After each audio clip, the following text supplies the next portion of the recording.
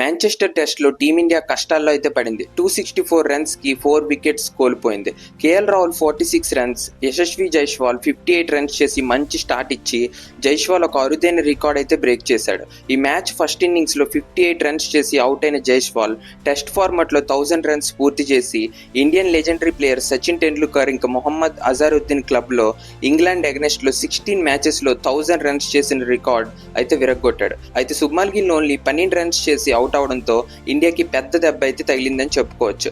Only 46 runs మధ్యలో India 3 important wickets అయితే కోల్పోయింది.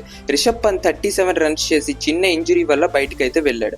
సాయి సుదర్శన్ 61 రన్స్ చేసి నాక్ ని ఎండ్ చేశాడు. ఇంక జడేజా 19 రన్స్, ఇంకా శార్దుల్ ఠాకూర్ 19 రన్స్ తో డే 1 ని ఎండ్ చేసి స్కోర్ బోర్డ్ ని ముందుకు తీసుకెళ్తున్నారు. రాహుల్ వికెట్ క్రిస్ వోక్స్ తీయగా జైస్వాల్ వికెట్ లియామ్ డౌసన్ కి దొరికింది. ఇంక శుభ్మన్ గిల్ అండ్ సాయి సుదర్శన్ వికెట్ అయితే బెన్ స్టోక్స్ కి దొరికింది. ఈ మ్యాచ్ ఇంగ్లాండ్ టాస్ గెలిచి బౌలింగ్ అయితే తీసుకుంది. మన వరుణ్ ప్రో వల్ల ఇండియాకి మంచి సపోర్ట్ అయితే వచ్చింది పిచ్ నుంచి.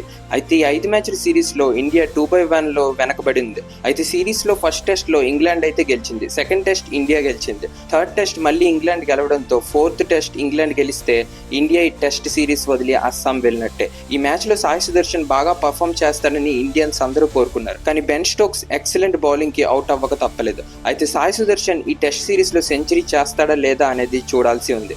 మీకైతే ఏమనిపిస్తుంది కామెంట్స్ లో చెప్పండి. ఇంకా లైక్ చేసి సబ్స్క్రైబ్ చేసుకో బ్రదర్. నెక్స్ట్ వీడియో అప్డేట్ అయితే కావాలి కదా.